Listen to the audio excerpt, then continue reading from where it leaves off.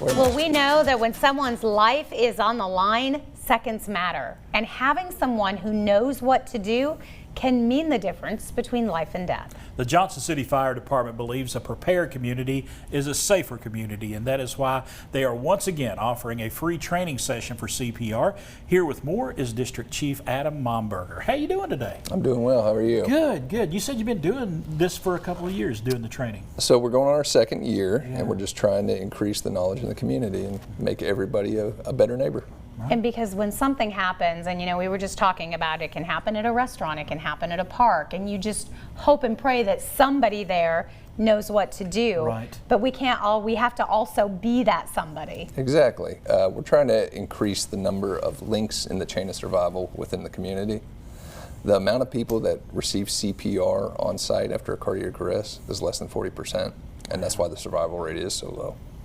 How quickly, we talked about seconds matter. How quickly do you need to get started on a CPR situation? So it's all about keeping oxygen-rich blood to the brain, and the brain becomes brain dead at 10 minutes. So we need to keep that blood going as quickly as possible. So ideally, fast. Fast. And you brought these mannequins because mannequins have definitely changed over the years. These are very high tech. Yeah, these ones actually have a little visual stimuli in them to reinforce if you're doing the technique correct. You'll see the blood pumping and you'll see it go to the head, the brain. So what are some of the first things that you teach people during this training session when you're working with them? There's 4 C's to remember. So the first is check for responsiveness. So that's just, hey, you okay? You okay? They're not doing anything. Call 911. So make the next call. And then we're going to do check for breathing and a pulse. So how we do it is we usually get down eye level, we're checking the pulse on the jugular, and we're looking for chest rise. Okay. So visually. And then the final C is compressions. Sorry. Visually watching, make sure there's no movement here. We can feel any kind of air coming in. Yeah.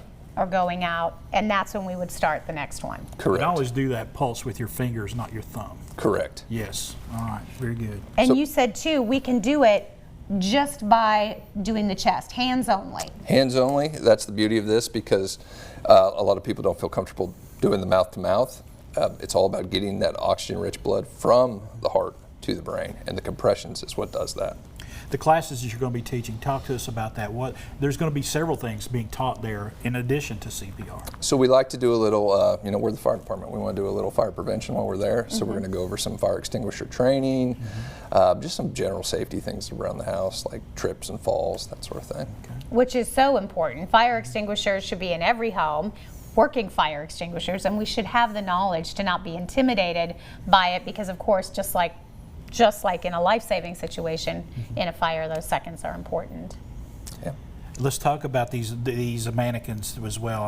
And you know, the ones that I took CPR classes before did not have the electronics in them that these do. I mean, these are really, you know, you turn them on, and I love the fact that you're getting that instant feedback. Yeah, these are fairly new. It is we're the only fire department I know of using them in the area at this time. They give that visual feedback, so you can say, are my compressions going deep enough? Is this enough to force that blood from the heart to the brain? And then you'll see it up there, and then the tempo of it. You know, in the past we've used songs to kind of keep that tempo. This kind of gives you a little visual to go along with that auditory. Can you show us kind of how you would do that then? So you would put the fat part of your hand right there in the middle of the chest, and you want to go about 2 inches deep. So that's pretty deep, but you can see the blood pumping. So I'm pretty forceful. You need to really get in and... Correct. And you're going at a rate of 100 to 120 compressions per minute. So, and how long do you need to stop every once in a while and check on things? I mean... So after you do that cycle, we're going to reevaluate. And we're going to check. If there's no change, we're going to keep going. Keep going. Yeah. Keep going until your arms fall off. Exactly until 911 arrives and takes over for you. Correct. All right. And during this course, you're able to kind of get through this and make sure, and what is it like for you when you have done that education, people feel comfortable and you're sending them out into the community? We've gotten a lot of really good feedback. People have been very positive. So that makes you feel good that they actually got something from it. So it's great to see somebody learn a new skill and gain that confidence going home, that they feel like if something was to happen to a family member of mine, Yeah. I'm going to be able to be that link in the chain of survival for them. I'm going to step up. Right. Yeah.